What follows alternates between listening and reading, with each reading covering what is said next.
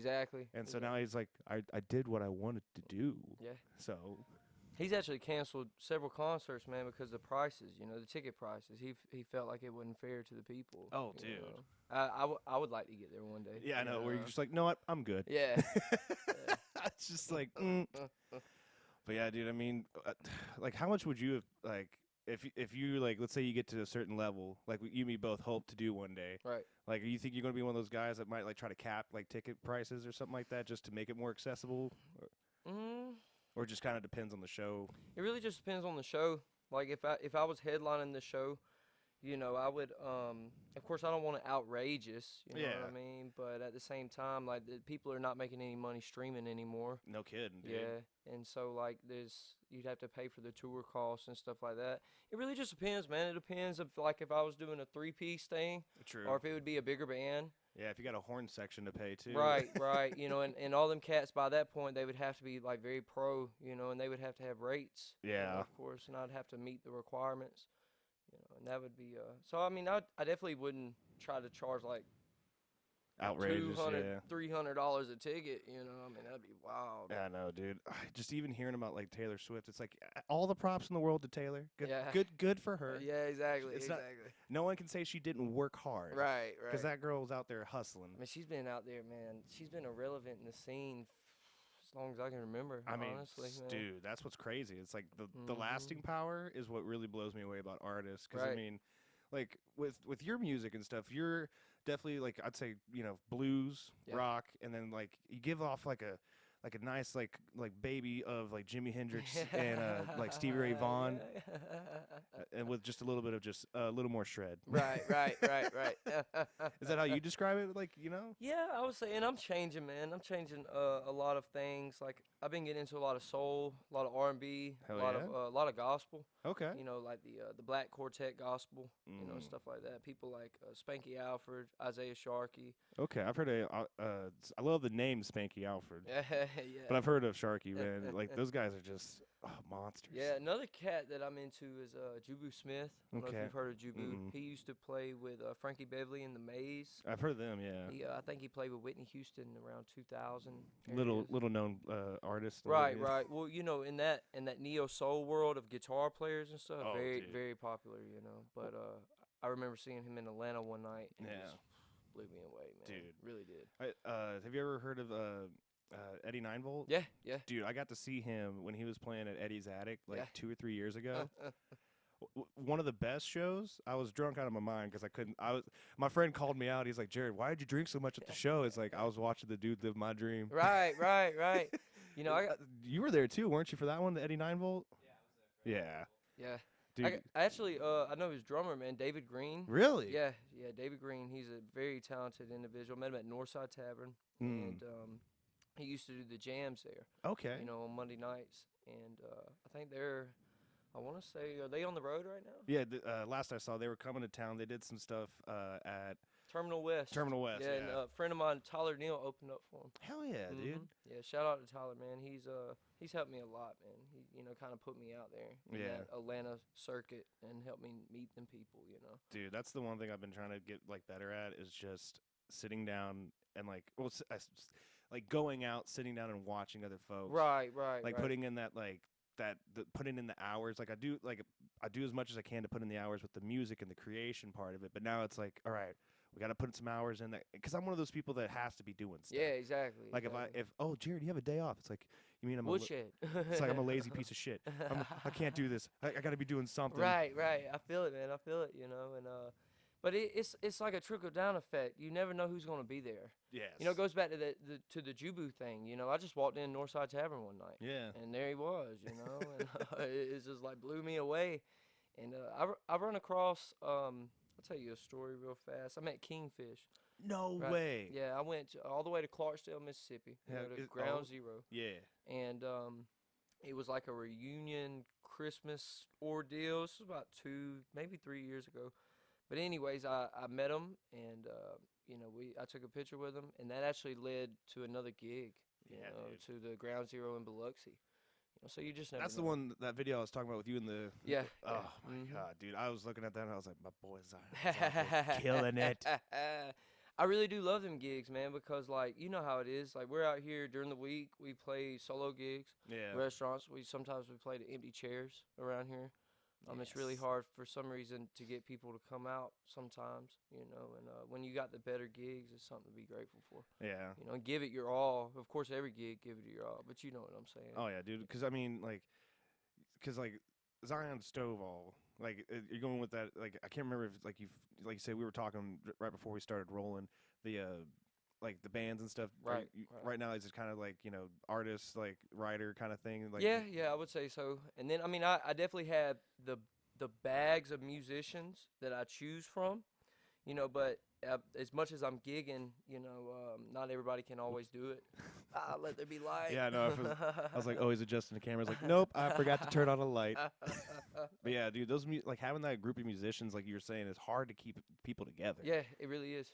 And so I mean, like, are you thinking you're going to try to stay with that until you find like a group that you think meshes well? I think what I need mostly, what would be nice, is like a house of musicians. You know, like all roommates. Yeah. If we could all like get along, you know what I mean, and not do musician shit. You know, it seems like musicians are just strange people sometimes. It's like it sounds like you're asking a car not to drive. Yeah, exactly, including myself. You know, but I mean, hell, I was the one that was late to my own like podcast. Right. You know, and it just is what it is. But the issue is finding people with the same mindset, of course. But like when you book the gig, right? Like when it's your name on the bill, you know, I'm not trying to sound egotistic or anything, but it's you're responsible. It makes you care more when it's your name. Right. You are the one who put in the work, the countless emails.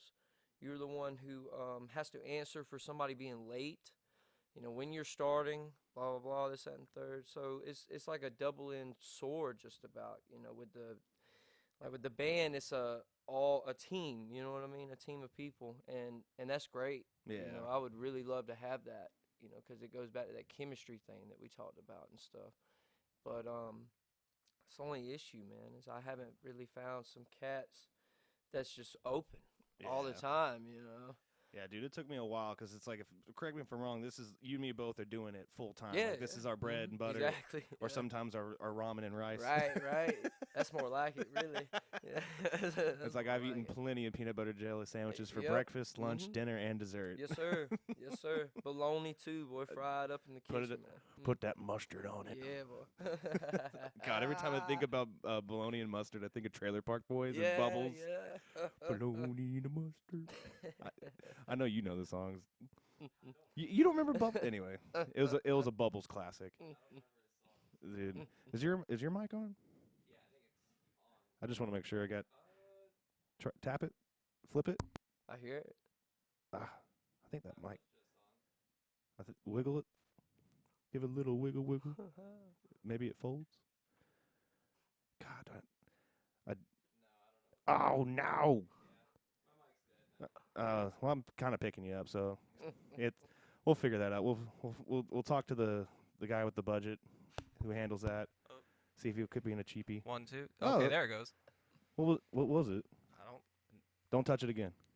It's like if it's working, don't try to. Like, right. I tapped it, it worked. And then I moved it, and then when I moved it back, it stopped working. Oh my god, dude! Shit. I mean, I'm gonna have to restart everything after it started working. Yeah, right. Oh Get it god, to start working. Everything is rolling, right? And, yeah. Okay. Yeah. So the one mic shorts out. Have you ever had that happen to you while you're singing? Yes, many times. I actually went and bought an XLR like I believe Saturday, to fix that problem. Yeah, dude. Man. I'm just that type of person. Like, I'll use the shit out of something before I have to go buy something else. I mean, you know dude, what I mean? if you can save money, save money. Right. Because you're right. I'm still eating peanut butter sandwiches every day. So, man, like you've got, that's one of the best parts. Like when I was like, dude, when Brad was like, you should get Zion to talk about, like, you know, he's doing the music stuff too, and I was like, you know, you have that moment. It's like, why the hell didn't I think of that? It's like, dude, because I mean, like, it's such a like for me, it's fun to talk to someone else like that's kind of in the same like industry. That's really like I definitely want to hear what your overall vision for like your future is. Right. Because you're 29? 22. 22? Oh, yeah, yeah. 22. Because I remember like Brad was talking about you, and he was like, dude, the guy's so young. I was like, I mean, he plays like an old soul. Yeah, yeah. And I was like, so 22, like, where, like, what is your, like, hope for, like, the next, let's just put it, like, 5 years from now. Like, what's your goal for that? So, my goal has actually been changing as I progress in my life. You know, I just had a daughter. No, cool, man. Yeah, Congrats. I just had a little girl, 23rd December. That really kind of changed a lot, you know what I mean? Understandably.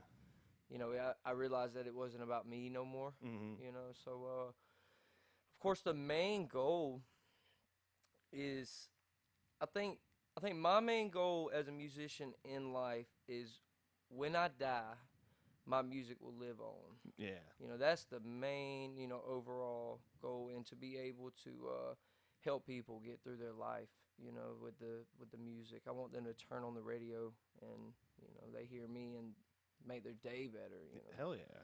But as far as the next 5 years go,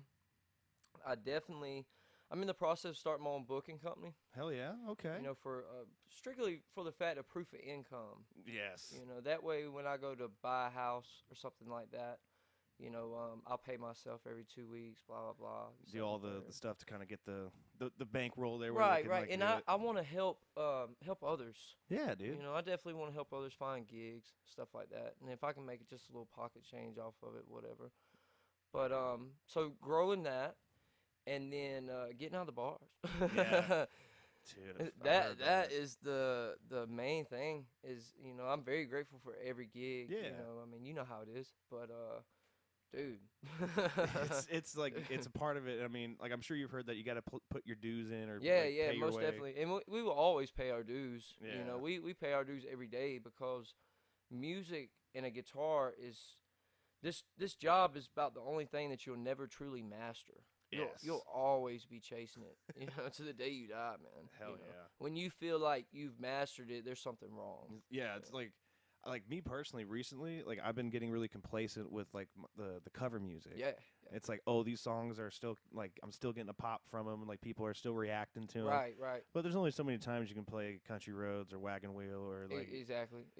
and especially now I'm trying to get more into, like, you know, I'm trying to really make a push into Athens and kind of that, because I mean, back when I was in one of my first bands that was really going after it, we were playing all the time down there. Right. And you get such a good response from, like, you know, these bars that are packed, like, literally elbow to elbow. Yeah, and, yeah. Which I always was laughing. They're like, why are we only getting paid like $300 for a 4-piece band to play for 4 hours at a bar that has, like, hundreds and hundreds of people coming in, buying drinks? Yeah. And then it's like, well, it is $2 Yingling night, so they can't be making that much. Like, it's just it's tough, man. I mean, and then there's that weird expectation that musicians have, like, from, like, some folks. It's like, hey, man, like, if you got the opportunity, like, I'm the same way. I'm not saying I wouldn't turn this down, but if someone said, hey, you want to open up for me at Terminal West, or you want to open up for me at the Masquerade, or something like that, you know, it's like, oh, it's, you know, it's an exposure show. Yeah. It's like, yeah, I'm gonna do it. I want to do it. I ain't gonna pretend like. Right. It has to be beneficial. Yeah. Very beneficial. You know, because if we lose money that day, we could have been out making money that day. Yeah. Where if we choose to play in front of 2,000, 3,000, or play in front of 5, you know what I mean? It is a double-edged sword, really bad. Yeah. You know, because I have several gigs of it's constant. You know, every week, same place. You know, and sometimes I feel like the people is like, well, I can just go see him, Blase on a Tuesday or something at this place. Why would I want to come to his show? And you get what I'm saying? Well, it's like, because you're, like, based out of, like, Monroe area, right? Mm-hmm. So it's like, you know, like, there's a couple spots you meet both play in Monroe, and then hopefully, like, or, you know, there's a couple new places hopefully coming up, and, you know, that have mentioned that they're very interested in having bands on a regular basis. Yeah. And it's like, I'm definitely, you know, be grateful to do that.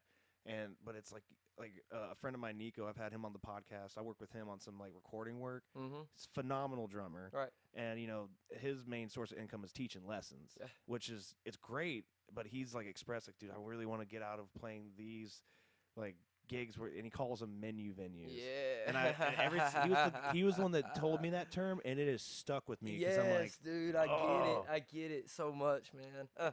Because I mean, like, menu venues. yeah, I'm like, I heard that, and I was like, that's That's so accurate. It hurts. Right, it does, man. But then, like, when I say about going back to that Kingfish thing, around that Yeah. same time frame, man, I was doing tires, Mhm. at a mechanic shop. When I've been working on cars since 8, 9 years old. My father owns a mechanic shop. But anyways, I was doing slave work, man. It was Yeah. bad. I mean, you got to be there at like 7 o'clock in the morning, like clocking in, And then you're there till God knows when. right, right. So I said, the hell with this, man. I'm gonna start doing solo gigs. And when I started doing that, it took me a long time. It's a long process, and it's kind of ironic that there's a bar right beside the mechanic shop, right? Yeah. There's a bar right there, and I'll never forget the first time me and my band played there on a Sunday. I think we brought in like $900. Hell yeah. And I was like, damn, man, it's a stepping stone. Yeah. You got to just start from rock bottom. Some of us are not fortunate enough to have a support system or money, and that's what it takes in this game. Yeah. You have to invest and know when to step out, and you may take a short loss for the meantime, but Yeah. later on it could be very beneficial. The short-term loss for the long-term gain. Right, kind of thing. right. And like, what did you say? Like, with the support system, was your family like kind of like, were they kind of behind you? Were they a little apprehensive at like? Well, when I've been playing music. I started playing music when I was about 11 years old. Okay. Right. I started gigging, I think about 17, 18 years old. On a regular basis, and I'd say by 20, 21, no, I'd say more like 20. My father, set me down. It was like, yo, you got to figure it out, dude. Yeah. Like, you got to make some paper. You got to do it, like, consistent. If you're going to do this right here, you better do it right. Yeah. Because I'm tired of them helping your ass out. And I know what you mean. A lot of parents should do that a lot sooner than 20 years old. Yeah, man. Yeah, because it would help you. I mean, that's a wake-up call. That's a reality check, and I see a lot of teenagers and even older individuals who have parents with a lot of money or some kind of support system, and they don't know about hard times. Oh yeah. They don't know about the blues, and even though there's thousands of guitar players out there, they can't take away your soul. Yeah. That's what makes you is your soul. Yeah. And what you project out there to the people. Well, I mean, like when you're writing a song and stuff, it's like one of the coolest things I've seen recently that's been popping up is like the video I always talk about is the one with Chad Smith from Red Hot Chili Peppers, the drummer. Mm-hmm. They sat him down on this show and they're like, hey, let's take the drums out of these songs and have you listen to them, and then what would you play? Right. And it's just phenomenal how like you have someone that's just that level of musician sit down and they'll play something that's phenomenal. It's not it's like hard to find a song that those kind of guys don't know. Right. But he sat down and played 30 Seconds to Mars. Yeah. And he's just like, okay, cool. This is in this time signature. This is this. And then he plays something that's awesome. It's not exactly what that drummer played, but it's like that soul that's his input right, on right. Yes, indeed. And I also feel like once we start seeking who we really are, Yeah. of course, you have to put hours and hours and hours on. You got to really want to just sit down and woodshed, every day. Like, there's not a day that goes by where, like, if I don't play guitar that day, there's something wrong. Yeah, emotionally, you feel right, that. Right, and my hands start hurting and shit. But anyways, when you seek your soul, you start really sounding like you. Yeah. No matter what song you're playing or, how, even if you get it note for note, you're still going to sound like you at the end of the day when you start being like, okay, let me just sound like me and see who I am on the inside. I had to really sit down with myself and make myself do that and not chase like the guitar hero thing, like going after my heroes and stuff like that. Once I reached a point of getting into like Eric Johnson, of course. Oh God. I learned Cliffs of Dover. Like, I do it with my own set and stuff. Hell yeah, that's awesome, man. But after that, I was like, I seen his influence, a lot of horns, like Charlie Parker, John Coltrane, stuff like bebop music. And I was like, man, I don't want to be these guys. I just want to take from these guys and keep moving forward and just apply, and ever since then I find myself Man, it's scary. It's scary, dude. It's scary when you're on that stage and you just hear it, you know what I mean? And you feel it that, like, damn, I've never heard this before because it's me, you know what Yeah, I you're mean? like, what was that? It's like, oh, I think that was my soul sleeping out a Right, little bit. right, It's right. Yeah, yeah. because I mean, dude, that's one thing about like with music. When you said it's like when you don't play the guitar, you feel it. Yeah. Like there's those days where something's happening and you know you're doing this or you're doing the background work. Like there's those days I have to just sit down Yeah. for hours and just email, follow up. Right, Hey, right. just checking back in with you. Or, Mhm. like my biggest thing now is like trying to get back into because my first job like my career when I was in the corporate world. I was very fortunate. I had a track and field coach that owned cell phone stores. Right. Now it was Sprint back then, so but he owned these Sprint stores, and you know he saw that. Oh, Jared, he's a hard worker. Yeah, he seems like a good enough kid. And I just asked him, I was like, "Hey, coach, do you think the college thing? It's like my parents told me it's like I'm gonna go to college. Yeah, yeah. But I know wasn't you're gonna. be. But I knew myself enough to where I was like, I'm not gonna waste your money. Right, right. Like I'm not right. gonna go to some big college where Exactly. it's like I'm gonna go to like you know I went to GGC, which good enough school for anything. Yeah. But it was like way cheaper than a UGA or a state. Right, right. And then I feel like with them big colleges, man, I mean, it's so easy getting the party scene. Oh Jesus Christ! So yeah. easy just to fall straight into that. It's a you it's know? a it's a crutch, man. Yeah.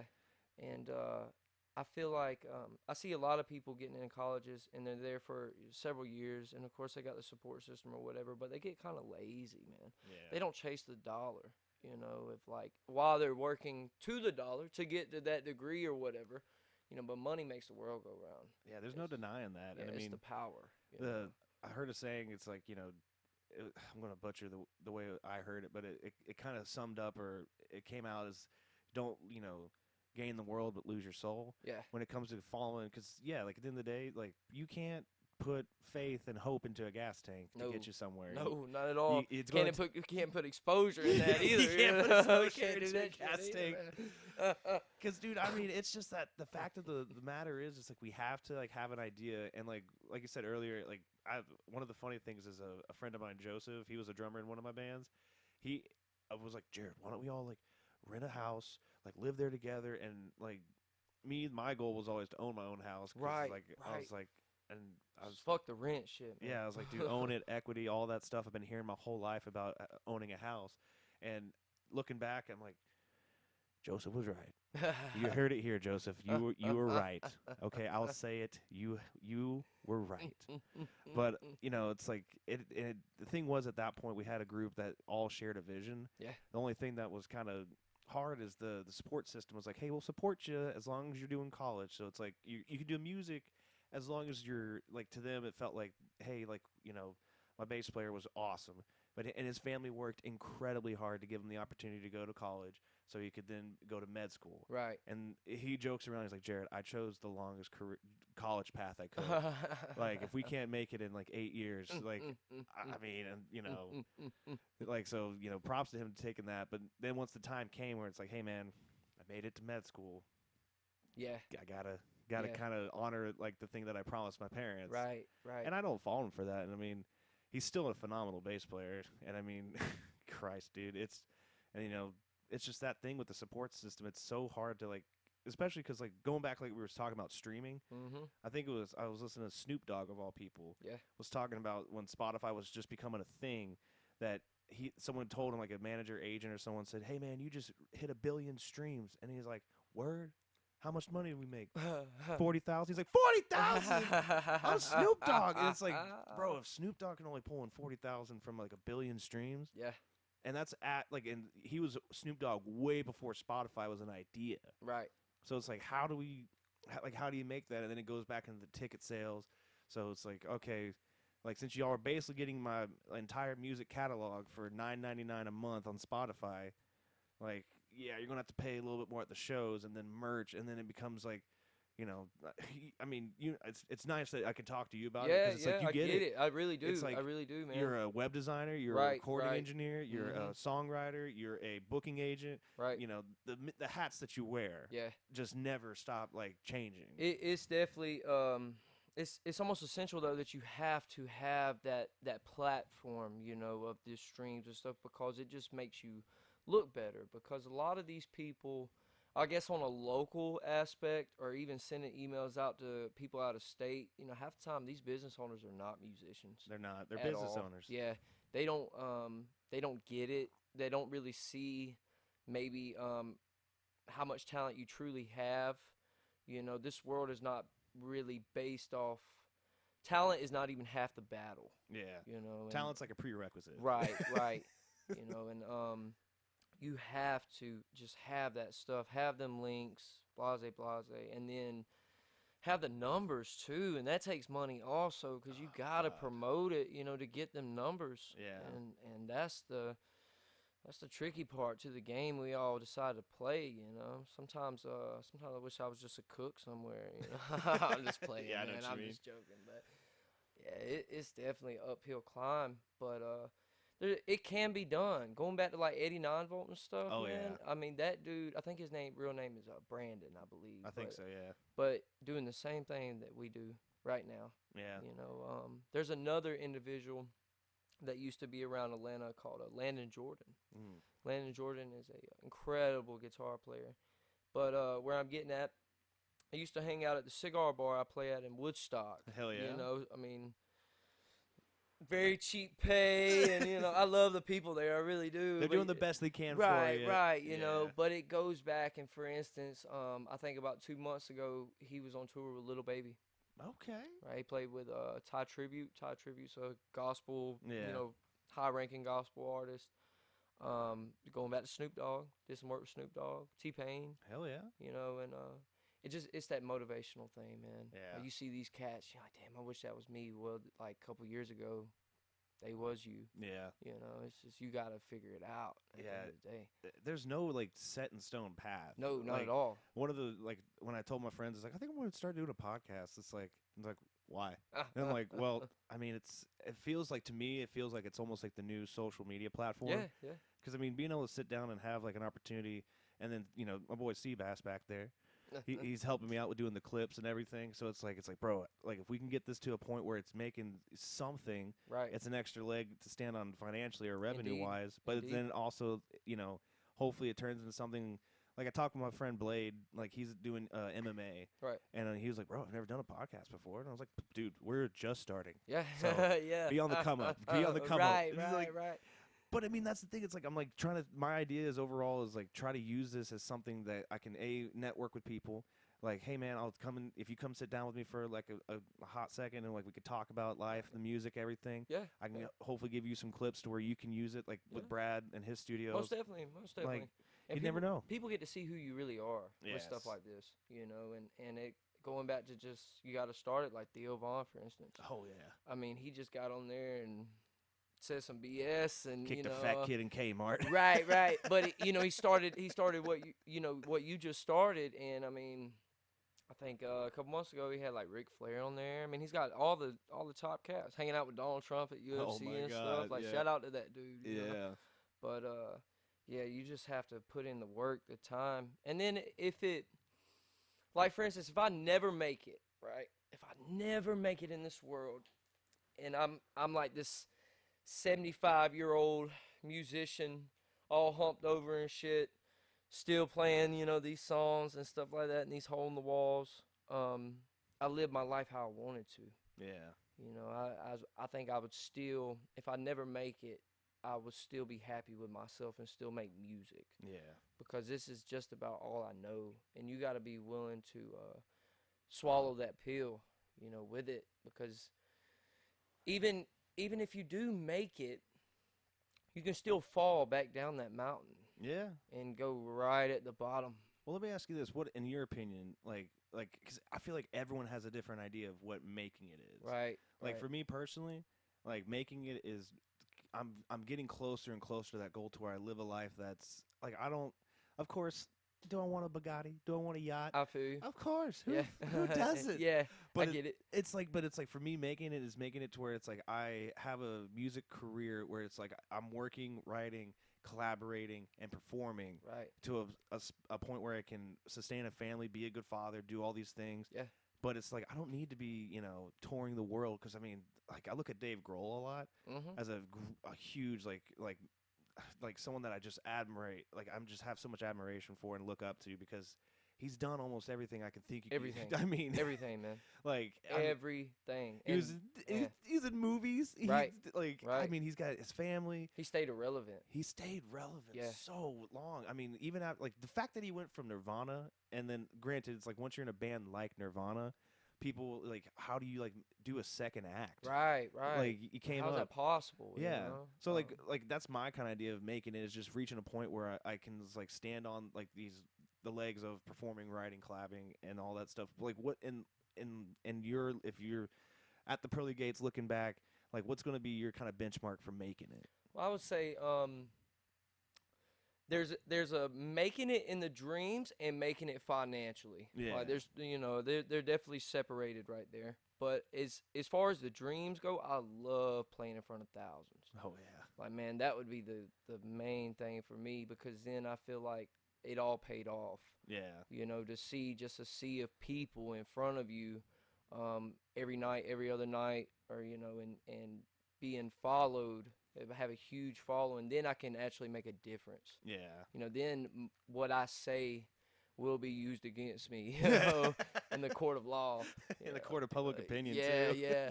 But, and then financially, my idea, if I was to get a big check, say I went on a tour, blah, blah, got paid some really good money, I would just invest in businesses, man. Yeah. I would probably start a pizza business. Hell yeah. That's the most profitable food product, in our country.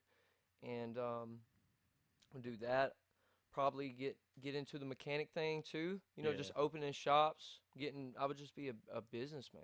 Dude, it's a business that I recently have been thinking about. If I kind of like you said had that went on a nice big tour, was really successful, actually came back with money instead of in debt. One thing I got into recently, like I had a couple friends that they played pool, and they're like come like join the league and stuff, and I was like, I mean, and I think Seabass was the one that told me, he's like, bro, you need to have a hobby. Like everything you do doesn't have to make money. It's like you should have something you just enjoy for enjoying it. Right. And I've been humbled plenty of times by my friends that are really good at pool. Yeah. But I just enjoy like playing it and the competitive nature where it's not like it's not like the MMA like. Yeah, I get it. Like, but like having like one of the businesses I'd love to do is open up a pool hall. Yeah, most definitely. Like, most definitely. But when you talk about big shows, have you ever seen that clip of like Rock the Rio? Rock the Rio. It was Iron Maiden. I know. Didn't Whitesnake play on it too? Rock Yeah. the Rio with John Sykes and David Coverdale. Yeah. You Seabass, pull this up real quick. You didn't give me internet. Oh. Yeah, I We have don't- no internet, so I Damn. can't look anything up. Well, I don't even know if Shit. I do have my internet connection. I mean, I can try and set it up for later. Yeah, it should be in the little black bag. That's like it's funny. The guys in my band are like, dude, I need to have like a gig bag that's just got everything for a gig. Yeah. Like extra 9 volts, extra cables. It's like, yeah, no, I mean, dude, having like the bag of just ready to go. It should be in the smaller one, the smaller black one. Oh, this one. Yeah, in the front pocket, the small front pocket, there should be the hot spot. Is it in there? All right, cool. Grab the charger just in case. I don't know if we ran it down last time.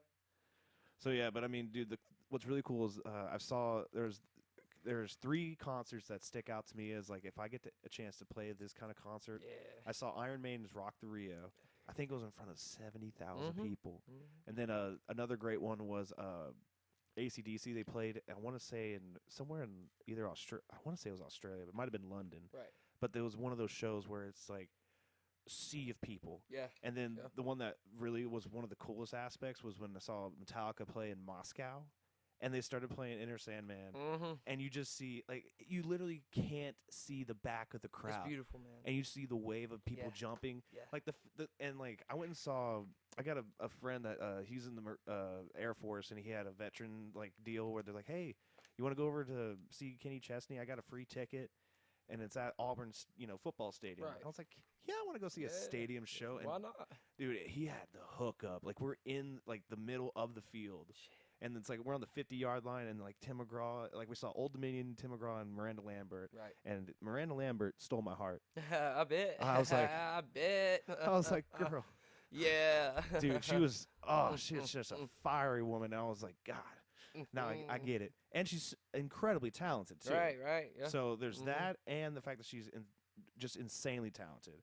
But like I was sitting there looking at the stadium show, like I was like, how do they set this up? How much do you think this costs? Like, what's like the logistics of it? Right. And then I think back to that Metallica show where you literally see these towers where it's like they have speakers every like 100 yards, and like from a sound engineering standpoint, it's like you gotta make it to where it's like the drummer hits the snare and it doesn't go. Right. It all kind of hits at the same time. Imagine, man, because that's why we like use in-ears and stuff all the time too. Yeah. It's like, how do you even hear this shit? You know, while you're playing and stuff. It's crazy. It really is. Yeah, I don't understand how like they're like and going into an industry's like idea of it. It's like there's just playing, writing, performing, and then there's the business part of it with a venue, and then the venue like another place I've been trying to get back in it, and are you familiar with Tannery Row? Yeah. So like I played there a couple times a long time ago, and then that band broke up, and then I've been trying to like email and get back in there because it's you know how it is. It's like you had a contact, that person has an opportunity or something happens, and then it's like you're starting over. This guy or whoever's the person that's like booking doesn't know you, right. But what was so cool is they did it so well. Like they have a company that they like rent a sound guy for. They come in, they do the setups. Like, I mean, it's just there's so much that they do right, and like it's a hell of a job, man. Oh yeah, I remember running sound at Moonshiners. Oh yeah, I remember. Yeah, you ran that a couple times. Dude, man, that was. I mean, just on a small profile it was nerve wracking. So I couldn't imagine. Yeah. What if you was to run sound for a band that's a legacy act? Oh. That's gonna like put you in your place when you really do wrong, and they do not give a damn. Dude, speaking of that, there was back when Eddie Van Halen last time came to Atlanta, I had a friend that actually went to they were playing I think it was either the State Farm Arena or the whatever it was before where it was at the it was the Georgia Dome before they blew that thing up. But what was crazy is like, dude, you won't believe what happened. Eddie Van Halen comes out to do Eruption.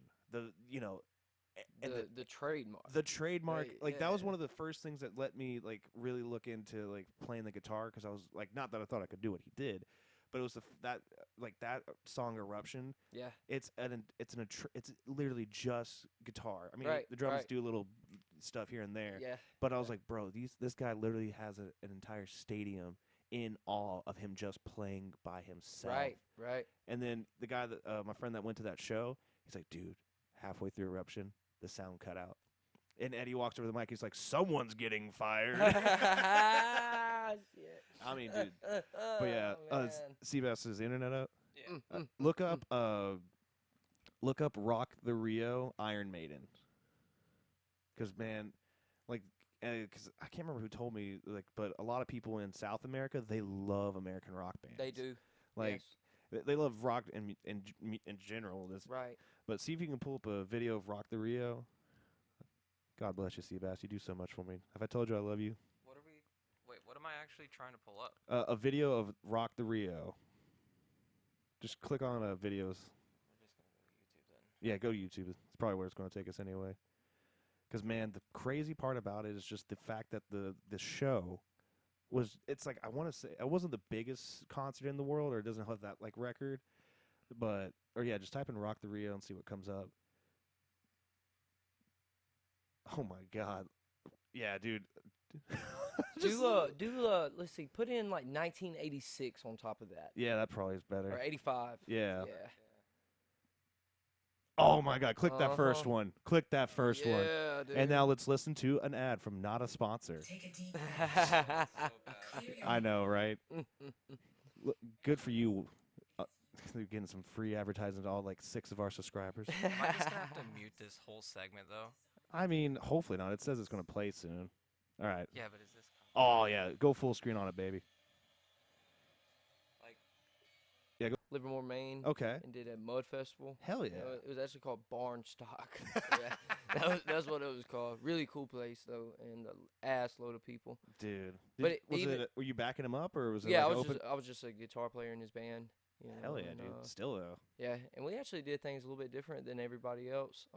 Everybody else, it seemed like, just ran with tracks all the time. Yeah. And of course, they had a band too, and No, there's nothing yeah. there's nothing wrong with that. You know, I mean, if you feel like it sounds a little bit empty and you can run a track, then that's on you.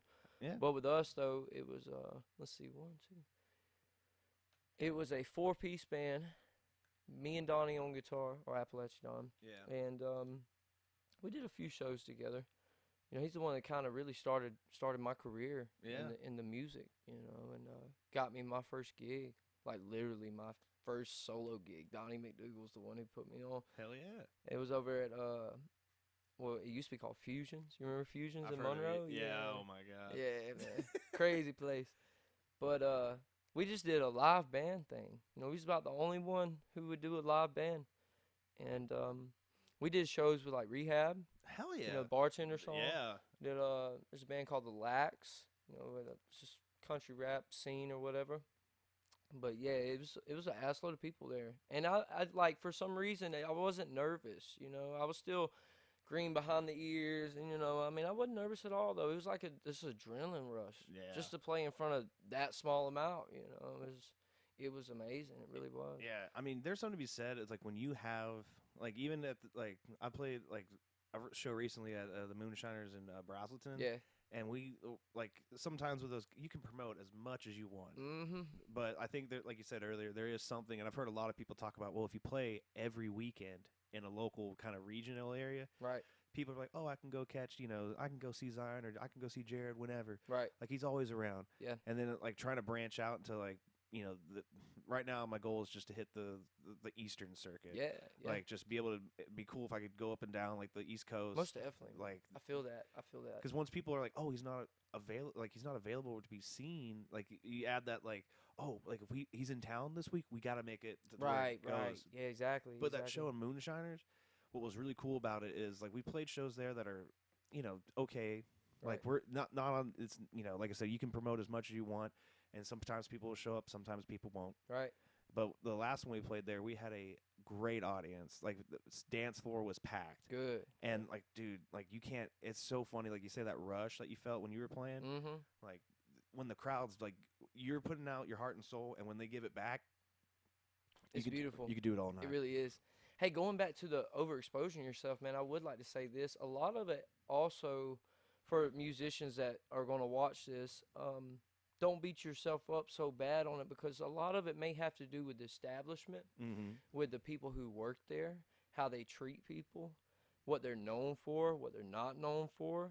I have had to catch myself many of times and be like, whoa, wait a minute. You know what I mean? Like, I get that I did have a role in trying to bring people in, but sometimes, man, the word gets around in a small town about a bad bar, a bad restaurant, or how somebody got treated. Bad gas travels fast. Yeah, man, it really does. And then you broke down on the side of the road.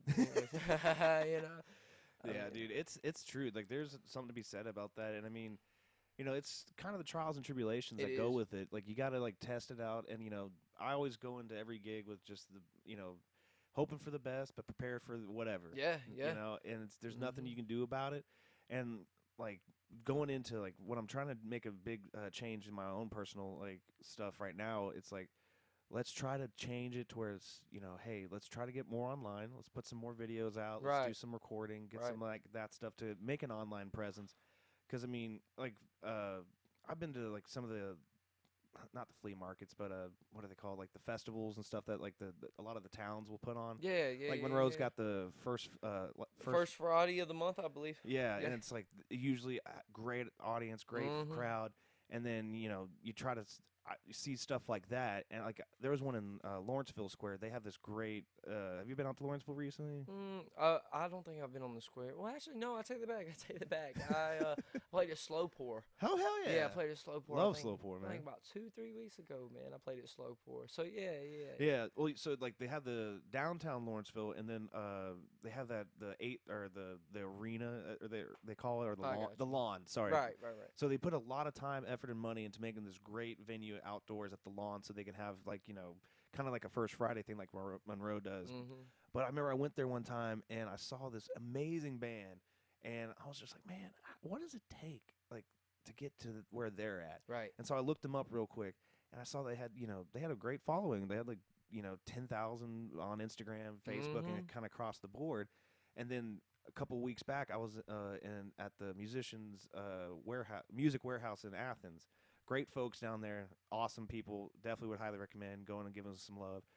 But while I was in the store, the guy was helping me out with like trying to figure out what was going on with this guitar. I was like, dude, do you guys do soldering? Like, he's like, yeah, let me test it out, man. Let me before you spend a bunch. That's what won me over. Like, before you just go throwing money at us. Yeah. Let me see if I could just like give this little clean here or that, and they fixed it up.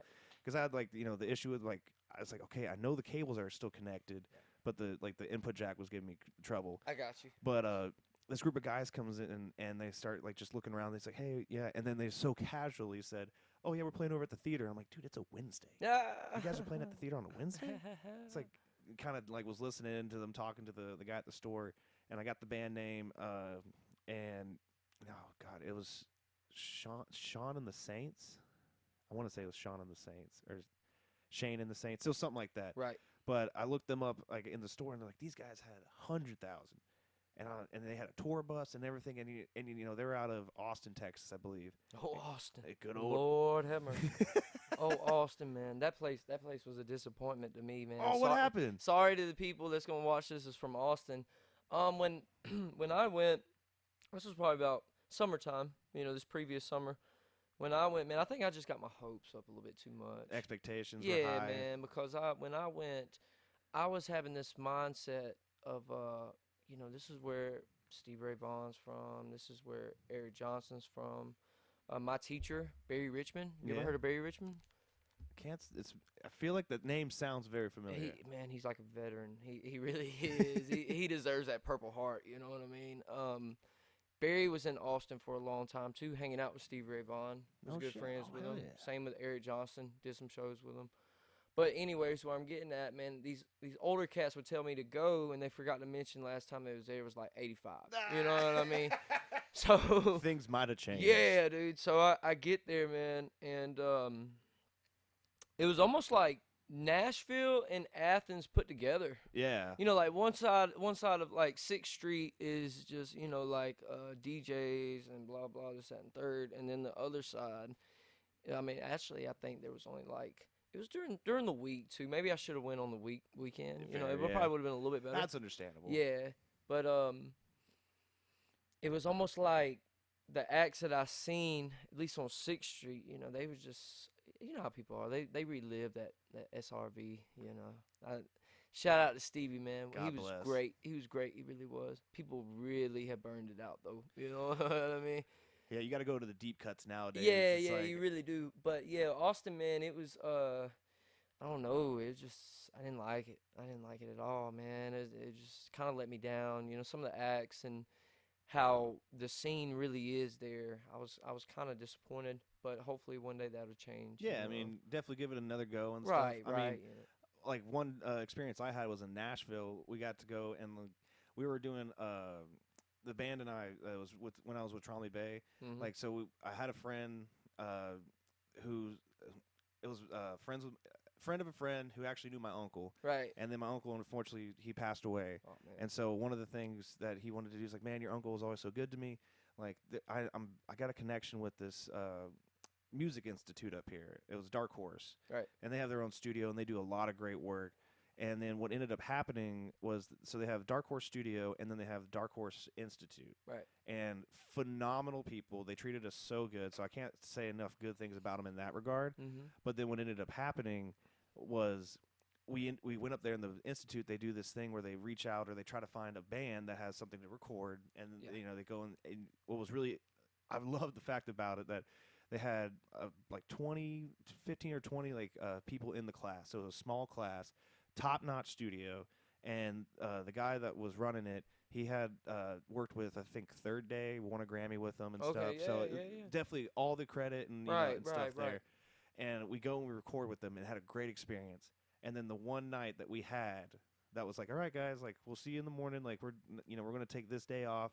And I want to say it was a Friday, which makes sense because a lot of musicians, it's like, hey, Friday's a working. We're working. It's a working day. Yeah, we're getting after it. And we decided to go down Broad Street, and we had a friend who my friend or my uncle's friend, his daughter was wonderful, and it's like, hey, I got some friends at the bars and stuff. I'll take you guys out and show you how like the town works, Right. bro. They whooped my ass. I don't know how I survived. But what was so cool is we went to all these different places and saw these incredible bands. Oh yeah. There was one band there that I remember they had 2 bass players. Mm-hmm. First off, I was like, that's a sign that you guys are insanely talented. You're right. They had like two bass players, 2 drummers. James Brown in it. Oh my God. Yeah. And they were so nasty. Me and the guys, me, Josh, Joey, and Joseph and Carl, all of us were just like, how are we gonna be as these guys? Yeah. And we caught the band right at like the last like 2 or 3 songs before they took a break. Yeah. And so we kind of worked our way over to talking with the band, and everyone in the band had this laundry list of people that they had worked with, played with, and stuff. And you just see like talent doesn't necessarily guarantee anything. These guys, the way they played and how great they were. You were like, dude, why aren't you touring the world? And it's like, life happens. Things, go one way or the other. But like you see like that kind of thing with how like the scene, the industry and stuff, it takes so much just to like break through. And even nowadays, like we go back to talking about streaming, that naively I'll say, like I kind of thought, oh, if I just get enough streams, then I'll like get to establish myself in some kind of success. If you get enough followers and things like that, and I don't know how you feel about it personally. Like it's like I almost feel like you have to have like this concoction, this mix of all these like different avenues. You got to have the following online, which like I mean, there's some people that have been on like TikTok and their song takes off, and then it's a good thing, but it takes off, and then it's like, what's your follow up act? Yeah, exactly. Like the Police, you familiar? Like you love Sting and them. Like I grew up like my parents were like, try like they were like, all right, here's Van Halen. Here's the Steve Miller Band. Here's they kind of like gave it to me in little sections. And then they're like, here, you might like the Police. Like, that's different like vibe. I mean, I wasn't ready for Stuart Copeland on the drums. I was like, what time signature are you playing in, dude? Like, and then one of the things they did a documentary, and he said something that was so profound. Like, he's like, we spent our whole lives to do our first album. And it was a huge success. So we spent our whole lives to make that first album. Now we have 6 months to make a follow-up. Yeah. Yeah. And I mean, dude, that's the long-term planning of it. I mean, do you feel like that's kind of like we talked about how you have to wear so many hats and stuff to be in, you're an entrepreneur in your own right. Right. But like, do you feel like that's something that's taking away from music? Or what's your kind of like feel on that? You got to level it out. That I try my best to level it out. Because, man, even sitting there playing, you next thing you know, a few hours done went by your day, and the same with emails and all that job, But I would say, like, even if you get these things, man, it's still not necessarily a guarantee. Yeah. Because the world that we live in now, like, it goes back to them dudes walking into the music shop. You ain't never heard of them. But they famous. They're famous. And they sold tickets on a Wednesday at the Georgia Theater. So it's like, damn, man. And I think one problem I got is I'm still trying to find my sound and myself, and I got a lot of recorded songs, but one song will be like borderline heavy metal, and then the next is like R&B and soul, and I got to just try to figure out how to market these things, you know. I definitely want to get everybody on my side, but it almost does seem like that. Like, you got to kind of just find that niche in that platform world and get that crowd, get them followers and the members, and because it's a either or. Either you're going to play in these bars and you're going to tour the bars, and stuff like that, or you're going to sell tickets. One or the other, and this is like a small guarantee over here, and this is no guarantee at all. Sell your merch, and half the time, like, some of these venues, man, they're on some corrupt shit. They really are. They want the cuts, like cuts. And you're already playing for free and stuff. But then, that's one thing that I've been trying to figure out myself, though, is like, because I think, dude, I only have like I look at my emails sometimes with the streams, and they're like 5 or 6 listeners in a month. I think I'm been there, I'm almost at like 500 subscribers on YouTube. I constantly post shorts, stuff like that, and actually, about 2-3 days ago, I went and bought me a laptop or a computer, so to say, a Mac, and now I can like video myself while having a backing track on Yes. and all kind of stuff. And that's another thing that you got to do. Like while you're sitting there playing, why not just video it? Because you just never know. Yeah, these days it's like just put something up there, and then it's like even just doing something silly, like Right. you know, if you play a heavy metal Mario theme song, Right, it's exactly. like, and you're like, oh, okay, so that got 1,000 views Right, in like right. 10 minutes. Yeah, It's like, yeah. I've but- done that. yeah. Not the Mario, but the Star Wars. Just yeah, I think it's the Catalina band. You Yeah. know, do. I've done that. Dude. You know? Yeah, I mean, it's just like you got to keep throwing, like the old saying is like keep throwing spaghetti at the walls. Right, right, when yeah. it sticks, you know Yeah. it's ready or It whatever. goes back like also that thing you was talking about with, like whacking wheel and stuff, man. Like I'm burned on all them songs, but dude, it sure is nice to see people dancing and give you their money. Yeah. You know, and I had to come to realization of that too. Like maybe we need to really start breaking down this set a lot more, you Yeah. know, and just try to find popular songs that I can actually enjoy playing, so to say. Yeah.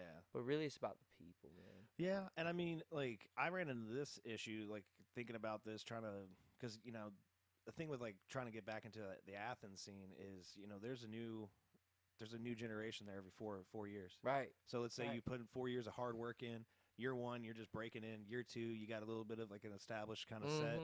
Year 3, all right, things are really cooking. Right. And then year 4, you're, like, at the pinnacle. And then the next year, it's like, where'd all of our fans go? Yeah. They went exactly. back. They went back home. They went and got jobs. It's like, and I mean, I had a gig where I was playing at a menu venue, great place, always been fun to play at, and adorable group of kids came up to me and they're like, "Hey, do you know the song from Coco?" And I was like, "Oh, I'm sorry, guys." Like, Yeah, yeah. I nothing against the movie, Right. Right. but I mean, they were maybe Yeah. 6 or 7 years old, oh, and their man. parents gave them some tip money they Yeah. gotta throw in the bucket.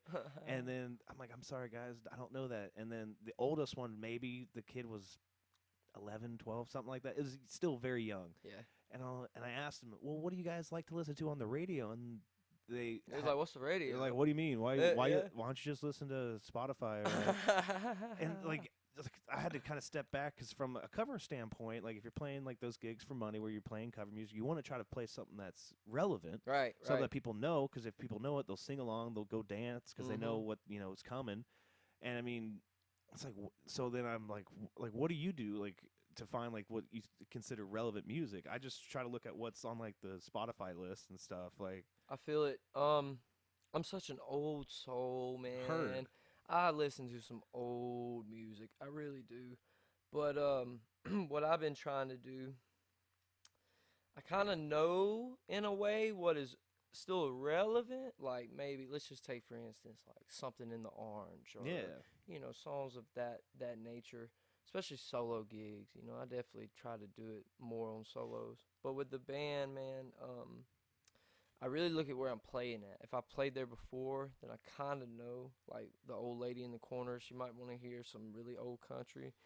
And so I kind of base a set off of that. And then this may be the beneficial thing about using different cats that can tap things out and they can Yeah. learn things on the fly. Because then, like 2 weeks ago when we played at Wheels, I said, hey, man, I want to do some like Isley Brothers, Temptations, stuff like Yeah. that.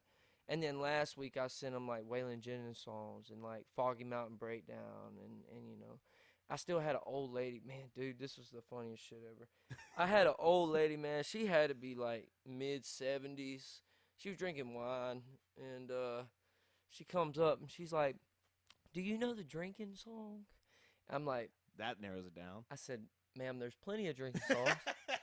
And I mean, I've been, it's going on like 2.5 years. I don't drink. Yeah, 2.5 years. So appreciate it, man. And that's what I told her. I was like, well, I'm sober, so I don't really relate to many drinking songs. You know what I mean? And I said, who's it by? She could not spit it out for the save of her life. And then second set, she comes up and she's like, it's by the Midlands. Okay.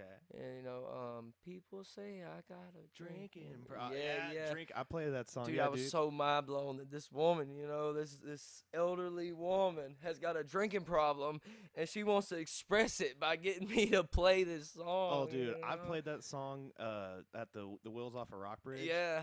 And I mean, like those guys have been always super good to me. Right. Like I can't complain. Like they've always treated me right, always done right. I always try to bring my best show to them. So and the people there always have such a great response, and they've done a great job over I think they've been there for like 40 years now, as that place is local watering hole. Right. And right. I mean, they've had all the ups and downs like any venue will. Most definitely. But it's like, dude, I played that song there. I started, like, my dad noticed I was drinking a little much. He's like, hey, man, maybe you should try playing this song.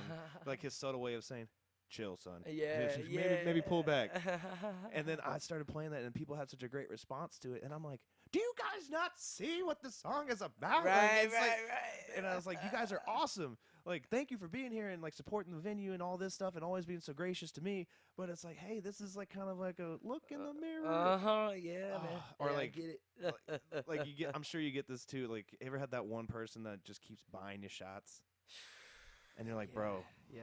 I've had like an amp just like right in front of my amp. I've had like 4 or 5 shots of Crown, and I'm like, man. it'd been really nice if that was money. Yeah. And I mean, I actually had a guy at Motorhead's doing a solo gig. I think it was last Sunday, man.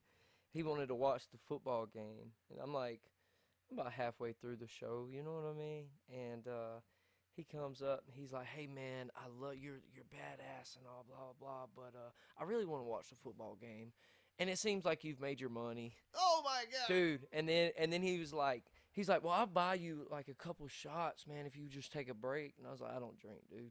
Fuck off. You know what I mean? It's like, but yeah, I get it, man. They bribe you. They rather spend like $7+ on these shots for everybody, but they just having a good time. Yeah, I mean that's why it's like I've definitely taken on the sober role. Yeah. Like I mean, just is making the transition to being full-time music. Yeah.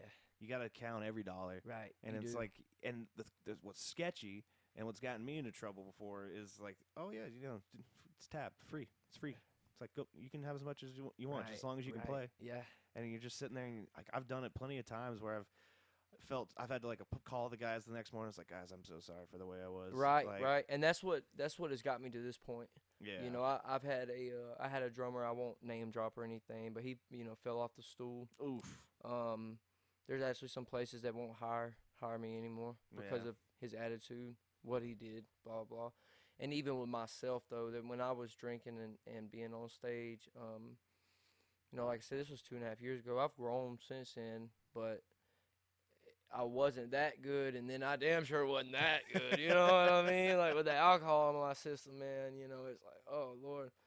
But it's rough in them bars, man, because you're constantly around it. Yeah. You are constantly around alcohol, drugs, party people that just want to party because that's all they right? got. Wild women, women that get you in trouble. Give you something Ajax won't take off. I mean, that's just how it is, though, because that's just, I mean, with the bars, it goes to, I mean, you see it, man. You play in the bars during the week. I mean, God bless them, and I really do love some of them people because they kept me fed. They really did. Yeah. But some of them folks are sad, man. It's really sad. I was talking to one guy at a gig, and he was asking, like, you know how people come up to you, it's like, oh yeah, I play guitar, man. I got like, there's those guys that just want to know what kind of rig you running. Yeah. And then like one guy, he was asking me about this, and I was like, oh, what do you have? He's like, oh, well, I had to pawn my guitar. I was like, what? Man, dude, like I couldn't imagine, dude. I've been there though. Yeah, it's like, I mean, everyone's got their situation, but right. It's like, bro, if you had to pawn your guitar for money, what are you doing at the bar? Yeah, exactly. Like, I mean, exactly. I'm from all I can tell from you, you're not a bad guy. Right. Like you seem like a straightforward, like decent human being as far as I can tell. But it's like, dude, if you got it, like, I mean, and it's like everybody's got their thing. Like some people, like I realized drinking was definitely not serving me like well. Yeah, I was over serving, if you will.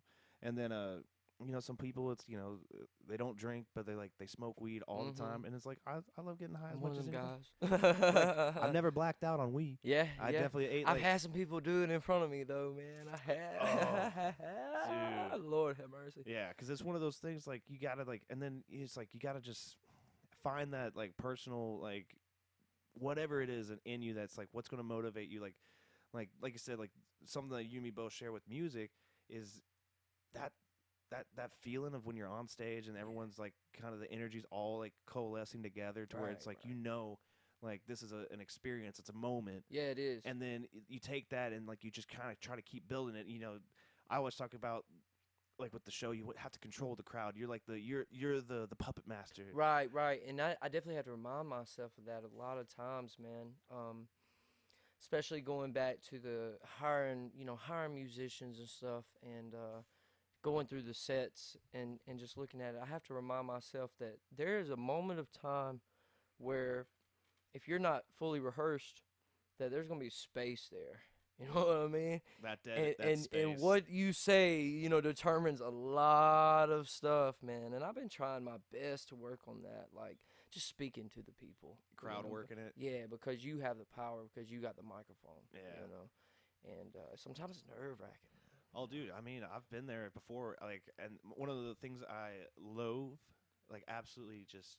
It's I appreciate what you're trying to do, but I've had people try to get up on stage hey man, no, can I sing a song? And I'm like, that's that whiskey boy. I was like, bro, that's a Texas size hell no. Yes, man. I think if a bar gets if they get rowdy on the weekends, man, they need security in there. Yeah. Bad, man. I've seen several clubs, especially in Atlanta, where they used to have security, now they don't, and then man, just shit be hitting the fan, dude.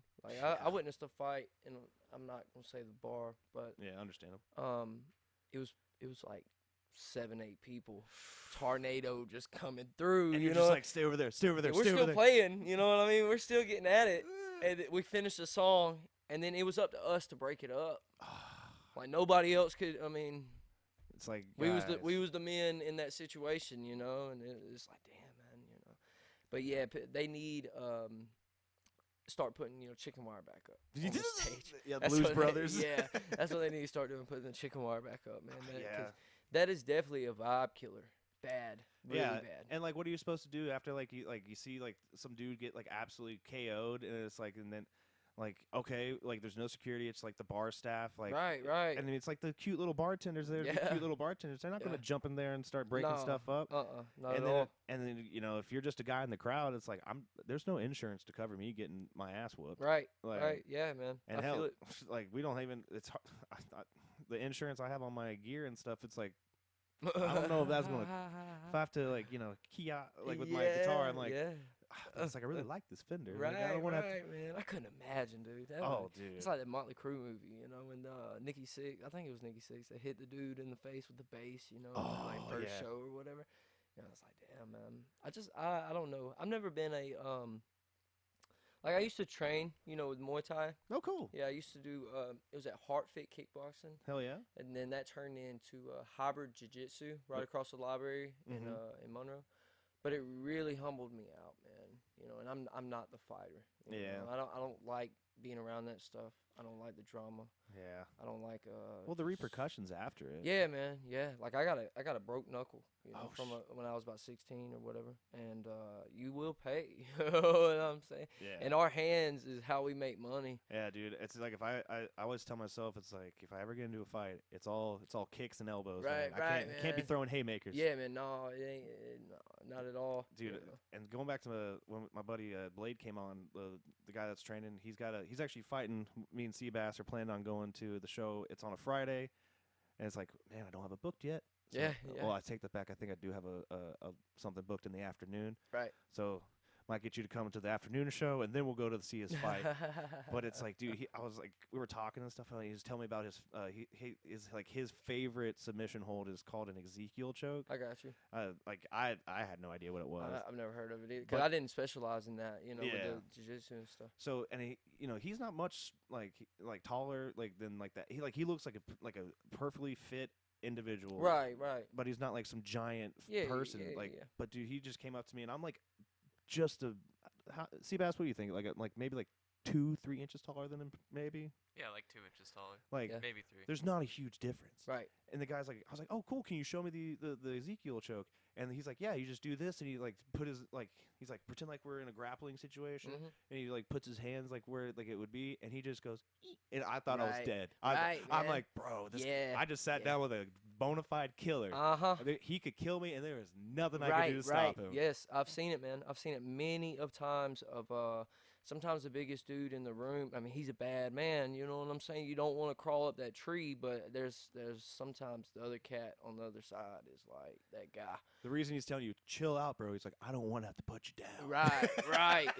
Yes, exactly, man. Exactly. You know, and my trainer, man, God bless him. He's no longer here with us, but he was just that filthy animal. You know what I'm he had saying? that dog in him. He just had that dog, you know. I mean, he was that guy, and he was just built different, man. Yeah. Like I've ran across many people that you can just tell that same with musicians though, that they're just built different. You know, like you're in the presence of greatness, but without them even speaking about it. I love people like that, man. Yeah. You know, just feeling the energy. Yeah, sometimes the loudest dude in the room, it's like Right. he ain't Right. he ain't the best. He's Yeah. just the loudest. And I've learned that from my teacher too. Going back to Barry Richmond, it's took me doing my own research, talking to other musicians, to even know what I know about this guy. Yeah. You know, and I've done many of lessons with him. You know, we've hung out many times, woodshed or whatever, but never once brings it up. You know, he played with the Allman Brothers. This was back in 07, 08 area. Yeah. You know, he set in with them and stuff like that, and played. I mean, it just keeps going on and on. So sometimes it's good not to just be like name dropping constantly. Man. Oh, yeah. Nobody likes it. Well, I mean, like when you get to that point where it's like you've interacted and like for instance, like with you, like you talked about like a bunch of people that you had like a legitimate experience with. Right. Like that's so much more profound. And like there was a way I was like it was my guitar teacher. His name was Jody Johnson. He's passed and stuff, but he was one of those old rockers. Yeah. And man, he'd tell you how it was back in his day, and he's like, there's a lot of knowledge and stuff, but kind of the essence of it is like, hey man, it's more impressive when people discover these things about you versus you just, oh, I've done this, I've done that, and like the guy that's just like, oh, here's what I've done. Yeah. And then you're talking to somebody, they don't bring it up, and you're like, what do you mean you play with the Miller, Steve Miller band? What do you mean with the Allman Brothers? You just when were you going to tell me? Exactly. That's so, and like people take that and it's like he didn't even feel like it was necessary to tell me because I mean, like I can't, maybe your guy, like he was saying, he's like he'll figure it out.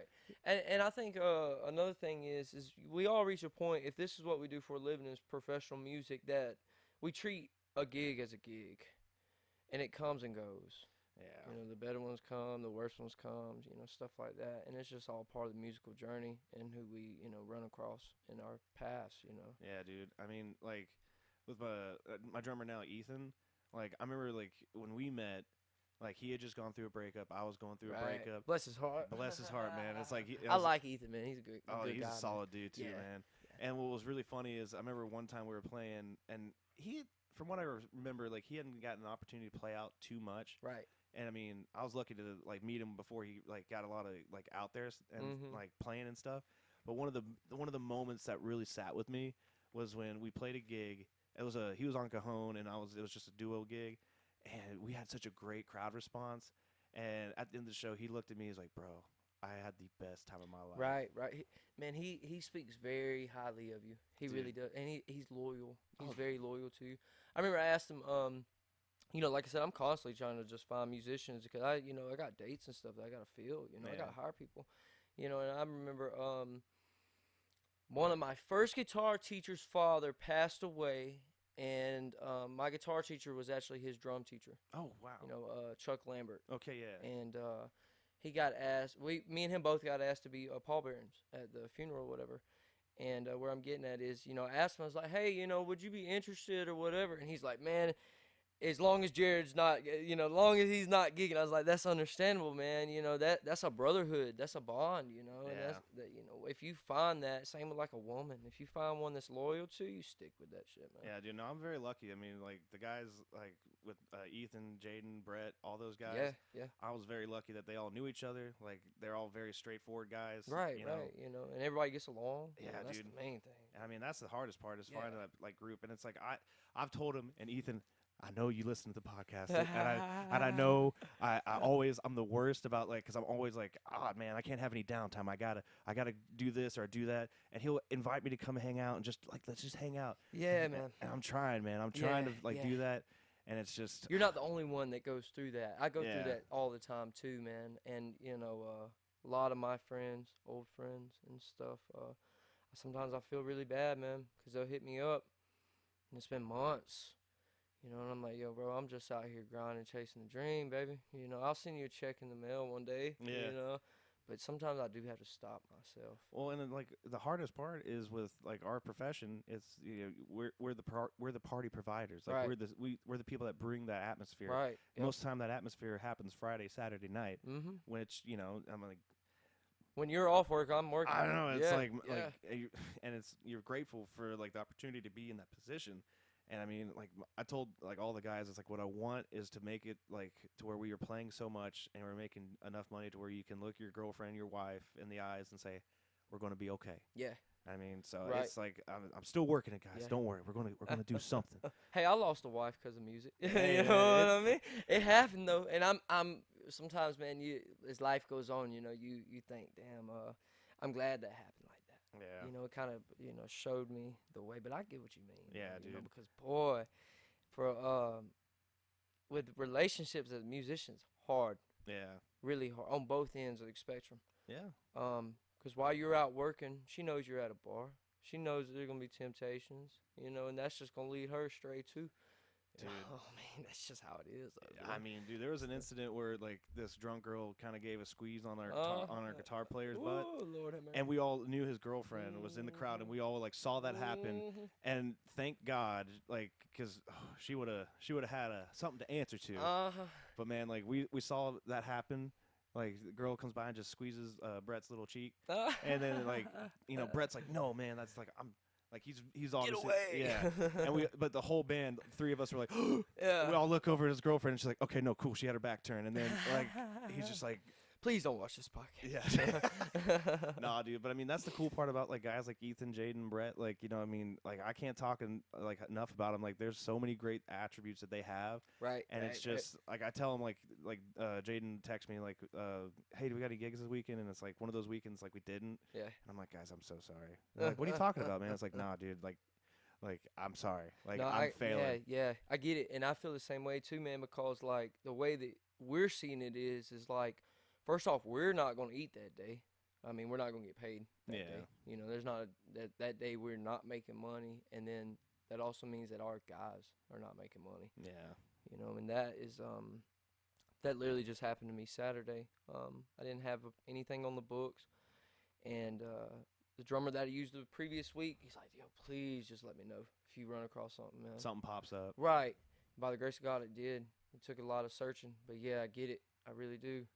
Same with I think 2 weeks from now, same ordeal on a Friday. You know, I try to just stay up on it because if you don't, you're gonna miss out. Well, yeah, and I've had the blessing of like having like the places I play at and stuff. I'm like, yeah, I tell them, it's like, hey, call me, Yeah. put me on that yeah, short list. Yeah. And then like it's nice because like you said, we get that. The only thing that stinks is like when you get that, hey man, we had a band cancel, can you fill in this Friday? And you're lucky that you're like, oh, thank God everything lined up that we can. Right. But then you're like, I don't get really promoted. It's like last second gig. Yeah. Yeah. And stuff like yeah. that. It's like it has its ups and downs, man. But Right. just real quick, I remember you said you had a time constraint. What time did you say you had to bounce? I would say about 6:30. Okay, You know, cool. somewhere around. So yeah, we there. got still some time. Yeah. Cool. I just want to be sure. I was You're good. Yeah, You're good. I wanted. I'd let you know. Yeah, it's like, You know? hey Jared, fuck you, I'm out. Oh man, Dude, but it's I think that the crazy part is like that's the hardest thing. It's like, and like I try to approach it like with venues is I like when I do my pitch to them, it's like, hey man, I want to like what I always end like, especially a new place. I'm like, tell me like, and if there's any questions, concerns, please let me know. I'd like to know anything I can do to help earn your business. Right, I always right. approach it as like, hey, we're in a Yes. partnership this time. Yes, and Like, that's how I look at it. This when I send emails out, same thing, man. Same yeah, thing of like I want to do business at your establishment. yeah, I don't want to like I don't come off as like I want to play at your hole in the wall bar or whatever, and I don't send videos of me playing, in the corner somewhere, blah blah, which it happens all the time. Oh, yeah. Like I said, we got to make our money, but they're not musicians. They don't get it. They want to see something professional. Oh, dude, I've had that happen where it's like a wonderful patron of an establishment comes up to me. It's like, oh my God, you're so great. Like, I love that song that you played for me. Like, thanks for doing that. Yeah. I tagged you, and then I'll go back and look at the tag, and it's like she's just trying to help you out. Yes, but I get it. it's Man, like you just see like she tagged the video that she tagged you in was at the very end of the night, and like the hostess is like sweeping up the stage, in front, and you're just like, that's not the look I want.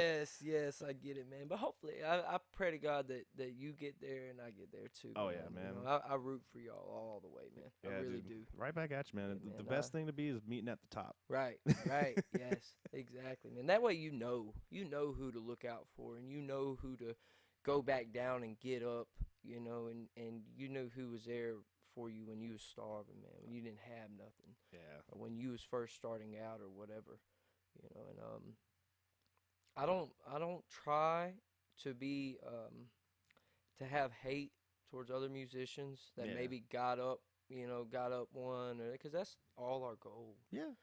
I've met many of cats, and I've kind of seen it for myself too, man. That either got hired, or they was in a band with somebody who made it, or blah blah, and it's best not to feel bitter. Yeah. Don't feel bitter, man, because that whatever God you believe in, or what I'm a Christian, but whatever you believe in, or just the universe, whatever you put out in your mind, even it's gonna come back around. Oh, yeah. And it's gonna show, and nobody likes ugly. Oh, yeah. I mean,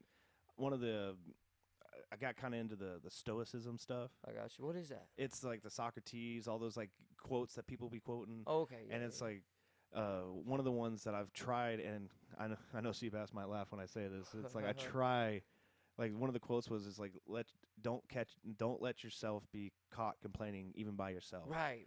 Like and I do complain a lot still. Me too. I'm man. sorry. Me too. Seabass, hold it back, man. Don't eviscerate me right now. I'm gonna do my best. I'm gonna. But I mean, like, like you nailed it on the head, man. It's like Right. if you had somebody that you knew, that you saw, that you appreciated, they showed you love, and it's like, hey, man, be ugly is ugly. It's like if you're sitting there complaining, it's like, how come you didn't pull me up when I did all these things for you? It's Right. like, But I mean, like, that's just the thing, is you got to take what God gives you, and then the trust part of it, the faith of it all. It's like, hey, man, like, as long as you know you're doing right. Like for me and like you, like we both kind of saw, like maybe in our own personal like way, like whatever the drinking's doing, it's not serving us. Right. If this is taken away from the overall goal, like what are you supposed to do? You gotta change. Change is scary. Yeah, it is. But if you keep doing the same thing, you're gonna keep getting the same thing in return. Yeah, you always do what you always done. You're gonna Yeah. get what you always got. And speaking of that, I guess we'll play at the venue tomorrow. But anyway, Yeah, no, right. I'm just playing. I'm just joking. Yeah. But man, so what do you got right now in the works? Like you got a couple songs I know that are still kind of on the Yes, still cooking. Yeah, they are. I have a lot of songs, man. I was fortunate enough to I met this guy. His name's Ned Blase. I used to work with Georgia Satellites back in the day. Okay, Works hell with, yeah. Madison Records. Okay. Sometimes. But anyways, I was very fortunate enough. He has his own studio, in his house, blah blah, and gave me a key to the studio and Logic Pro. So, Nice. So him and Brad. Yeah. I will say it, Underground Addict. Yep. Might as well name drop that. Yeah, Brad really helped me understand the recording aspect, mixing and mastering. Mm-hmm. I'm not gonna sit here and act like I just got it all down. I know it all. But you got some people helping you. Right, and I kind of can just work my way around it to record my own music. But there's a lot of stuff in the works. I've just, life's been kind of heroic here recently, and I've been trying to rebuild my chops, rebuild myself, seek new things. Go back and sharpen the knife. Right. You got to do that sometimes. Oh, yeah, And yeah. so I got in that studio for a couple months going in, recorded a lot of new music, and decided to go back and get my chops. So here soon, I'm going to finished mastering all these things. Hell yeah. And which I think I put some stuff out. There's definitely some instrumental stuff in one of my original songs called The Guitarist. It's a goofy song, man. Brad's the one who, he mixed and mastered that when we recorded it there. And I put that out on all the streaming platforms. And like I said, me and Brad did some work too, man, of some stuff that he already had, recorded, and I just played guitar on. But I do have original music. It's kind of strange, though. Some of that original music, you know how this is. It's a different point, of your life. If you don't put it out then you go back to it, it's like, I can't really relate to this no more. Yeah. But so I got that in the works. Hopefully, I'm just going to say maybe in the next few months it'll be out. I got you. I pray and hope, that I can get in there and just knock it out. But and then after that, I think February 23rd, I'll be in Pensacola, Florida. It's called the Malibu Lounge. Hell yeah. Never been there before. It's my first time playing there. Next night I'll be at Ground Zero in Biloxi. That's Morgan Freeman's club, and I love playing there, man. They're great to me. They really Absolutely, are. man. They've been very good to me pay wise. Very good at just being good people. Yeah. And great sound guys there. Great crew. The crew's they're amazing. They really are. And then I believe May 11th, I'm rejoining back with Donnie, Okay. Appalachian Don. I want to say we're in South Carolina at a mud park. And other than that, it's just essential Yeah. gigs and stuff like that. I've been sending countless emails out, so we'll see what happens. I got you. And all the social stuff is Zion Stovall Yes, music? Or? yeah, just Zion Stovall. Heck you know. yeah. I think my Instagram is Zion Stovall _official or something like that. Hey, you know man. what I mean? Snag it while it's there. Yeah, I got like 3 or 4 old Instagram accounts. You know how I be, and I had to do it. Have you found anybody else that's got your exact same name, like out there doing music? Let's see. I want to say yes, actually. I have met a few Zions. Definitely, we got the basketball players on. Yeah. And then in the gospel scene, I see it a lot. Yeah, that makes sense. In the reggae scene, I see it too. Like the Bob Marley culture and, stuff like that. The Zionists and what they believe in. Yeah. Blase. But I haven't really been like, oh, you're a Zion that plays guitar and music too. That'd be so cool. Dude, there's a guy I found, same exact spelling, Jared Monday, and he's put out music. I think and what was funny, he actually messaged me. How about that? Because he's like, hey, bud, I'm in Oklahoma. Oh, Lord, where you at? This bar in Georgia is posted about me playing there. I think this is you. Oh, man. And that's how I connected, and he's so cool. He's got some pretty good stuff out there, too, but it's just funny. It's like, what are the odds? I know, right? Same exact spelling. That's your twin. Yeah, it's like, Dad, what happened? Yeah, exactly. You got some explaining to do. Yeah.